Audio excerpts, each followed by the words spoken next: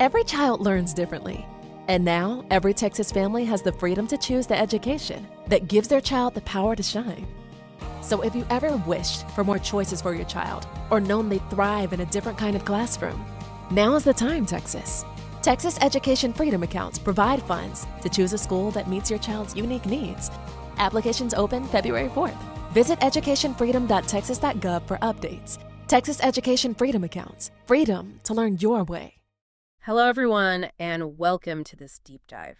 We know many of you were planning on the in-person school choice informational meeting that was scheduled for Monday, January 26th. Right. But given the extreme weather we've all been dealing with and the recovery time that families are going to need, we just felt canceling the live meeting was the only responsible thing to do. Absolutely. But, the application deadlines for the Texas Education Freedom Accounts, they aren't moving for an ice storm. Hey, you're not. So we're bringing the meeting to you. Think of this as an audio companion to that presentation. And this might actually be a better format for this kind of information. I think so too. This stuff is dense. It's heavy on rules, on financial structures. Listening to this lets you pause, maybe rewind a section. You can really process the details without pressure. Our mission today is very clear. We are going to try and bridge the gap between those sometimes complicated government documents and your kitchen table. We want to make it make sense. Exactly. We'll explain what TEFA is, how the money works, who qualifies, and then walk you step by step through how to apply. And we also have a specific mission. You could call it our big ask. It's not just about the rules and dates. We want to shift your mindset on why you should apply. The goal is to get everyone to apply. Everyone. Regardless of whether you think you'll qualify for the money right away. That is the key takeaway, and we will hammer that point home later. But before we get to the strategy, let's start with the absolute basics. We have all heard these terms thrown around: vouchers, ESAs, school choice. What exactly is a Texas Education Freedom Account? Okay, so let's look at the definition straight from the legislation itself. A TEFA is a publicly funded, government-authorized savings account. Now, every word in that phrase is important. Let's break that down. Publicly funded. So this is taxpayer money. Correct. This isn't a grant from a private foundation. This is the state of Texas investing in education choice. Then, government authorized. That means there are rules, there's oversight, and finally, savings account. That's the part that distinguishes it from a traditional voucher. Okay, so how is it different? I think a lot of people just hear voucher and that's the box they put it in. Right. And it's an important distinction. A traditional voucher, it's usually a system where the state basically writes a check directly to a private school on behalf of a specific student. It's a transaction between two institutions. The government and the school. Exactly. A TEFA, which functions as an education savings account, or ESA, is different. It's an account that is established for the child. The state deposits the funds into this secure online account, and the parents, who are the account holders, have the freedom to direct those funds. So the parents are in the driver's seat. Completely. You're not just getting a coupon for tuition at one school. It's a flexible spending account that you can use for a whole variety of approved educational expenses. I love that. Flexible spending account for education. That makes so much sense. The philosophical core of this whole thing, which comes from Senate Bill 2, that was passed back in 2025, is this concept that money follows the child. We hear that phrase a lot. What does it mean in practice? Well, the idea is that the tax dollars that are collected for a child's education shouldn't be automatically tied to a specific building or a specific zip code. They should be tied to the student. The goal is to give parents the agency, the freedom, to choose the educational environment that fits their child's unique needs best. Whether that's a private school, homeschool, or something else. Precisely. And the scale of this. I mean, this isn't a small pilot program. We're not talking about a few $1 million to test the waters. No, not at all. The legislature appropriated $1 billion for the 2026-2027 biennium. $1 billion with a B. With a B. It's a massive historic investment in the families of Texas. It's one of the largest programs of its kind in the entire country. That's incredible. Okay, let's turn our attention to K-12 eligibility. This is sort of the universal baseline for the program. The first two requirements seem pretty straightforward: residency in Texas and then U.S. citizenship or lawful admission into the country. Those are pretty standard, yes. It's the third requirement, the school status, where parents really, really need to pay attention. The guide says the child must be eligible for Texas public school, but they have to withdraw to enroll in a private school or homeschool setting. So to get these funds, you have to exit the public system entirely. Completely. The state is either going to pay the district or it's going to pay your TEFA account. It will never pay both. Now, if you have younger kids, this next part on pre-K eligibility is critical. This is probably the most common point of confusion we see. TEFA is not universal for pre-K, which is ages 3 to 5. Just being a Texas resident isn't enough at that age. No. To qualify at the pre-K level, a child has to meet at least one specific at-risk criterion. And this list is very specific. The first one is educationally disadvantaged, which is tied to income. Household income at or below 185% of the federal poverty guidelines. Right. And then you have other qualifiers, like a child who is unable to speak and comprehend English, a child experiencing homelessness, or one who is currently or was formerly in foster care. There are also service-related categories, a child of an active duty military member or one who was injured or killed in the line of duty. It also includes children of Star of Texas Award recipients. Yeah. We're talking about peace officers, firefighters, first responders, and then finally the child of a public school classroom teacher. So the takeaway is, if you're a standard median income family with a 4-year-old and you don't fall into one of those very specific categories, you're not eligible for TEFA funding yet. That's right. The program is much, much more restrictive for that pre-K group than it is for K-12. All right, let's move on to the money. And we've got 3 buckets here, and the difference in the amounts is pretty stark. Yes. The first one is private school, standard. The award is estimated at approximately $10,474. And that's not a random number. No, it's calculated. It's 85% of the statewide average for daily attendance funding. This is what most families applying for private school tuition can expect to receive. Then you've got this middle bucket for special needs. Yeah. And that jumps way up to a maximum of $30,000. That's the high needs tier. But look closely at the requirement. It requires an official individualized education program, an IEP, and it has to be issued by a Texas ISD. So a private diagnosis from a doctor isn't enough. Not for this tier, no. And then the third bucket on the right is labeled homeschool non-accredited. And that one is capped at $2,000. Right. It's designed specifically for students in home-based settings.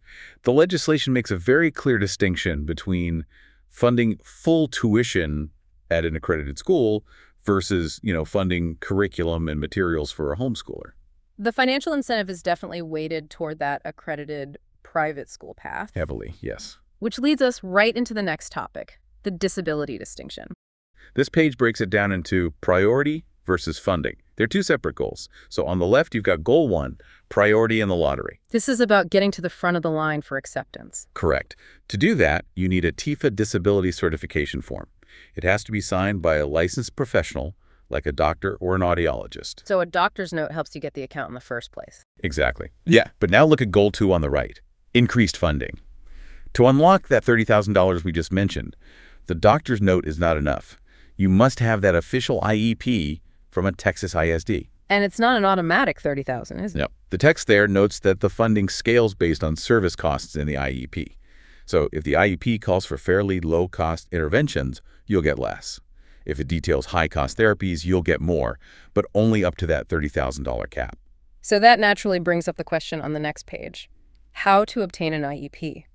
If a parent has already pulled their child from public school to even be eligible for TEFA, how do they get an IEP from a public district? It's a really good question. But state law actually mandates that public districts have to provide these evaluations and IEPs for TEFA applicants, even if the student isn't enrolled. Okay, so there's a 3-step process outlined here. Right. Step 1 is the request. You submit a written request to your local public school district services department. You want to include your medical diagnoses with that. Step 2 is a timeline. And it says the school has 15 school days to respond. And once you give consent, they have 45 school days to get the evaluation done. And step 3 is the deadline. To qualify for the 2026-27 funding, the IEP must be on file by the application close date. And that's the real pressure point. If you're listening to this and you think you need that higher funding tier, you have to do the math. 45 school days is, what, roughly 9 weeks? You need to start that process immediately to hit the application deadline. Immediately, yes. Okay, let's talk about who gets into the program first. Prioritization and the lottery system. We mentioned that $1 billion cap. If applications go over that amount, this pyramid shows the pecking order. And the pyramid is structured by need. So priority 1, the very top, is for students with a disability who also come from a household with an income at or below 500% of the federal poverty level. They get processed first. Then it just moves down by income. Priority 2 is families at or below 200% of the poverty level. Priority 3 is that band between 200% and 500%. Right, and then priority 4 is for anyone with an income greater than 500%. But there's a really crucial constraint here. Priority 4 is capped at 20% of the total funds. So that's to make sure the bulk of the money is going to low and middle income families. Exactly. It prevents the program from just becoming a subsidy for wealthy families who were likely already paying for private school anyway. And the chart on the right gives you a sense of those income levels. For a household of 4, 500% of the federal poverty level is $160,750. So if your family makes more than that, you're in that restricted priority 4 group. But look at the note at the very bottom, the sibling rule. This is a huge, huge relief for parents. Siblings get approved together. If one of your kids gets accepted, all of your eligible siblings who apply in the same window get accepted too. So you don't have to worry about splitting the kids between 2 different school systems. You don't. It's a really important logistical detail. Okay, now for the dates. The 2026-2027 application timeline. These are set in stone. Mark these on your calendar, February 4th, 2026. That's when the application opens, and you have about 6 weeks until March 17th, 2026, when it closes. And then there's a waiting period. Award notifications don't go out until mid-April. But I want to focus on the funding release dates on the right side of this timeline. It shows July 1st, October 1st, and then April 1st. This is so important for family budgeting. You do not get the full $10,000 in July. You get 25% on July 1st. Enough for deposits, uniforms, that kind of thing. Right. But the next big chunk, 50%, that doesn't get released until October 1st. All right, let's turn to the application checklist. This is what you need to have gathered and ready before that February 4th date. The standard documents on the left are pretty much what you'd expect. Parent ID, proof of residency like a utility bill, social security numbers for parent and child, and the child's birth certificate or passport. For income, it says they'll accept a Form 1040 from either 2024 or 2025. Right. It's the conditional documents on the right where people might get held up. Because these link back to all those special categories we just talked about. Exactly. Applying for pre-K. You need your proof of at-risk status ready to go, your SNAP letter, military orders, whatever it is, going for disability priority. You need that signed certification form. And for the high needs funding, you need the actual IEP document itself. You can't just check a box. You have to upload the proof. Okay, so let's say you're accepted. The next part visualizes the Odyssey portal. The most important feature is highlighted in the top right. No cash. This is a closed-loop system. You never get money into your personal bank account. It's not a reimbursement program. No. You can't pay for something out of pocket and then send in a receipt. All transactions have to happen inside the platform. But I see at the bottom left, it says rollovers. Correct. If you don't spend all your funds in 1 year, they do roll over to the next, as long as the account is in good standing. And on the right, renewal. You don't have to reapply every single year. So once you're in, you're generally in. For the most part, yes, assuming you maintain eligibility. So how do you actually pay the school? It's a 3-step process, and it's really designed to put the parent in control. Step 1, the school or the vendor uploads an invoice directly to the portal. Step 2, you, the parent, get a notification. You're the gatekeeper. You review that invoice and you click approve. And then step 3 is the fund transfer. Right. Odyssey transfers the money directly from your TEFA account to the provider. But there is a very important text at the bottom. It says, many schools require 100% of tuition be covered by TEFA funds before the account can be used for other marketplace items. And this is a critical budgeting constraint. So let's look at who you can actually pay. For private schools, they have to be accredited by a TEPSAC, be physically located in Texas, and they have to have been operating for at least 2 years. Which prevents, I guess, pop-up schools from just appearing to get state money. That's the idea. And for pre-K and tutors, there are specific requirements, too. Right. Pre-K providers need specific accreditation, like Texas Rising Star. Your standard unaccredited daycare doesn't qualify. And tutors have to be licensed or certified, and they have to pass criminal background checks. Now, I want to pause here because I know a lot of parents at the depot are listening right now, perhaps holding their breath. We've been talking about this pre-K scholarship possibility for months, but there is another layer here. It's not just about the student qualifying. The provider has to qualify too. To receive TEFA funds for pre-K, the provider, the preschool or daycare, must be accredited. And unaccredited childcare, no matter how great the teachers are, no matter how much you love the program, does not qualify for TEFA tuition payments. Correct. The state requires that extra layer of quality assurance for the youngest learners. So what's the status for our local families? I know the administration at Lifestyle Christian School has been working on this diligently. They have. They are deep in the process. And we have to be really transparent about the timeline here.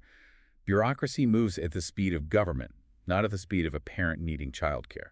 That's the perfect way to put it. The accreditation process is rigorous. It takes time. The reality is that this accreditation will likely not be ready for the 2026-2027 school year application window. So if I'm a parent right now planning my family budget for this coming August, To be safe, you need to budget as if the TEFA funds will not be there for pre-K for this specific year.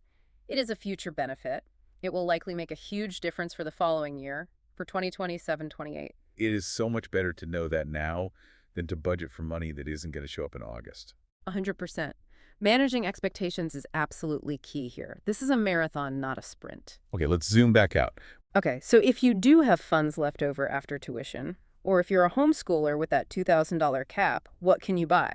The icons show the main categories: tuition, uniforms, textbooks, tutoring, and transportation. And what about the computer icon? You can buy computer hardware, but there's a constraint. It's capped at 10% of total award. So if your award is $10,000, you're limited to $1,000 for tech. You can't spend the whole grant on a fancy laptop. And the prohibited items at the bottom are pretty clear. Yeah. No paying family members. You can't hire your spouse to be a tutor. No non-education consumables. And again, no reimbursements for things you bought outside the portal. Okay, now I know some parents and some schools get nervous when they hear about government money. They worry about strings being attached.